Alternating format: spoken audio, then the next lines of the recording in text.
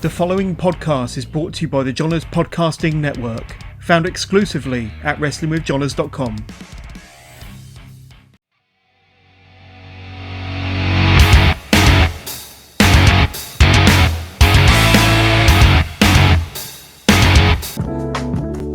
It's Solo Grizz time. That's right. Solo Grizz. I have 9 topics to discuss with you right before you watch Monday Night Raw. We'll talk about Monday Night Raw. Okay. So, who had the best Halloween costume as a wrestler? There were lots of really good ones. John Morrison had a fantastic costume, obviously, dressed up as Dave Meltzer. And all the gold stars and everything. Pretty freaking cool, if you ask me. We got some comments down here. What's up, Tim Tobin? What's going on? Oh, Shotzi had the best one? Yeah, okay, I'll give you that. Shotzi had a really good one. I was looking at that earlier. Rhea Ripley dressed up as Freddy Krueger, I think. Let's see, what else? Some other really good ones. Xia Li dressed up as as a cop. I don't know. Let me know below which one was your favorite. I thought everyone was incredibly creative this year. Johnny Gargano and Candice LeRae dressed up as WandaVision, I think. All very good stuff. Britt Baker. What was Britt's? Let me know. I don't remember which one that was. Wyndham Rotunda, formerly known as Bray Wyatt, is now gone from WWE. And there's a lot of speculation as to why he left. Obviously, weight issues were brought up, as they usually are with him, unfortunately. They said he wasn't working well in the ring, so there were problems backstage, et cetera, et cetera. Of course, this is all hearsay and rumors.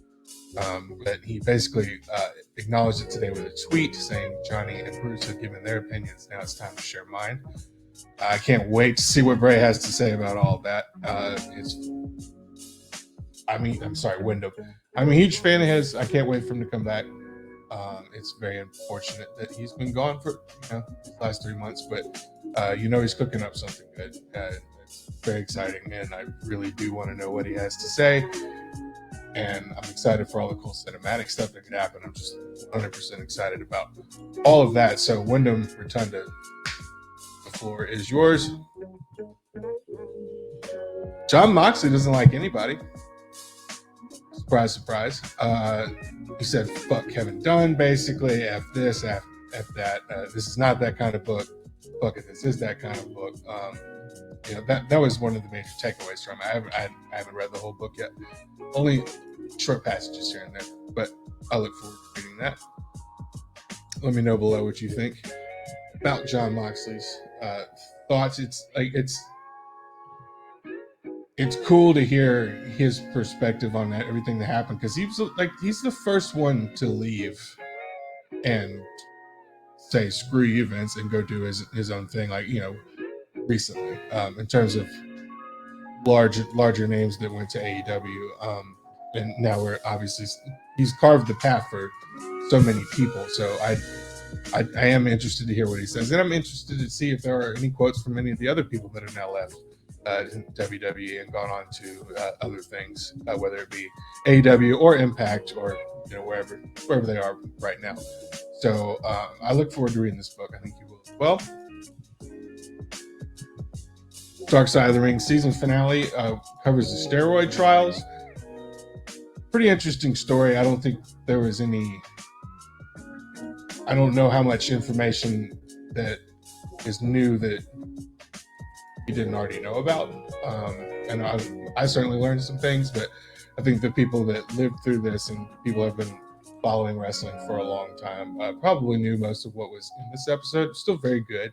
If you don't know anything about the steroid trials and what WWE went through, it is very interesting, and you should watch it. You should just watch all of them. They're all really good.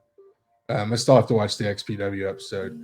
But I think I ended up paying $20 for the whole season. Totally worth it.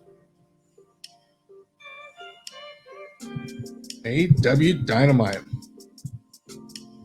was awesome. The main event was awesome, obviously. Elite dressed up as Ghostbusters. You have the Dark Order in their various costumes. The Hangman spot with the Stay Puft Man, like all of it. It's really super cool. Let me see if I can remember what. Oh yeah, CM Punk versus Bobby Fish. That was amazing. Sammy's match with Ethan Page, I thought was really good. I thought that they worked very well together. Sheeta versus Serena D was an awesome match. This match stole the show. I think it was really awesome. Every time these two get in the ring, it's absolute magic. I liked the short little storyline that they told there with Serena and Cheetah trying to get that 50th win, and then she didn't get. Obviously, she's got it now. Be interested to see if she goes on to win the tournament and be the first woman to hold both belts, or how that all works out. I don't know. I love tournaments though; they're so much fun. And Moxley murdered 10. Absolutely murdered 10. I don't think he was supposed to bleed that much. I think that was an accident. But so ripped the mask off, bit him and everything. It's absolutely insane squash. And I wouldn't think that they would do that to 10. You know, you wouldn't. I mean, I get it. Like, he will survive. He'll be fine. He is still up and coming, and I don't think that he loses too much by having this happen. But I did find it interesting that it was him that they chose to do this to.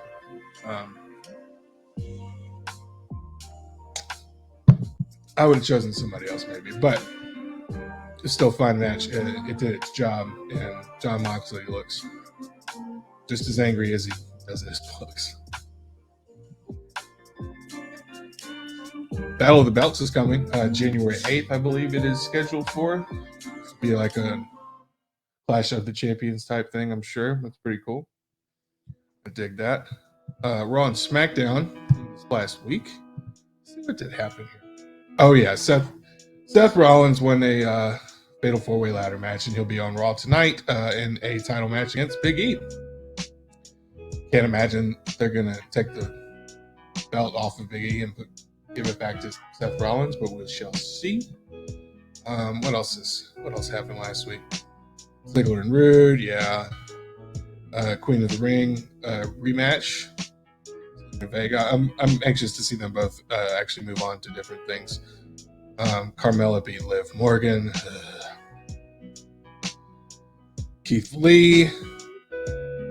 Cedric Alexander. Yeah, of course. Well, that's good. Keith Lee's getting wins. Yeah, pretty decent Raw last week by their. I try to judge each season by the episode that came for it, and not how things used to be 2 years ago or 3 years ago or everything. It's just I'll buy into your season thing when we change the the rosters with the draft. So that's fine. If that's how you want to do it, I'm cool with it. What else do I have here? Raw's in 15 minutes. We'll get y'all in there in just a moment. Oh, we got some more comments here. Luna Vachon is a good dark side of the ring, yes. Oh yeah, Daniel Bryan is always having a good match, no matter where he is or what he's doing. Hacksaw released from the hospital, very good. That's exciting news. Yeah, Hacksaw went in for surgery, 4 days ago.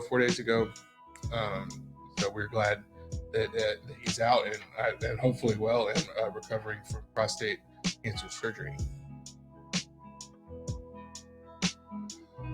What else we got here? Just a couple more topics. Oh no, nobody wants to talk about this. So let's talk about what's going on Raw tonight. Seth Rollins. What else is coming? Oh yeah, Bobby Lashley will be on this week. First time since losing to Goldberg, so that's pretty interesting. The arena is advertising a dark match with Big E, Randy Orton, Riddle versus Rollins, AJ Styles, and Omos. So maybe that'll make it to the main show. It remains to be seen. It's hard to talk about what's going to happen on Raw because they don't release all that much, and then when they do, it changes. What else we got here? Oh, this is a bummer. Vance Warner and Danhausen got injured this past weekend in a show, and I encourage you to go buy some of their merch or help them out on I guess Danhausen's on Cameo. I'm not sure where else Mance Warner is, but go help these guys out. They work really hard and they travel a lot and they don't get the recognition that they deserve, even though Danhausen is probably a little more well known in the average wrestler's realm, I suppose you'd say. But these guys are really fantastic performers. They put their bodies on the line all the time, and they're really fantastic wrestlers. So if you get a chance, go help them out. Go buy some merch. Danhausen has so many shirts; it's absolutely insane. Ring of Honor. Now, I'd be interested to see how this works out and how bad the business relationship is between, say, the Young Bucks and Ring of Honor. If they can't all come together on, I mean, I don't know if that would ever happen, but I can't see a world where they completely go away. So they are trying to, reimagine everything and treat it more like an indie show without having people contractually obligated for longer than one show at a time. But you do want to keep at least a couple of people around so you can tell some stories. Otherwise, it's just it'll be a crapshoot every week of can you book and how are people going to see it. So I'm not ready for them to go away just yet. I love GCW. They're my favorite independent promotion. I think they're going to try and set up a structure more like something that they have, but even then, I think I'm not sure how their contracts work or their booking, but I do know I love their shows. Anyway, that'll do it for the show.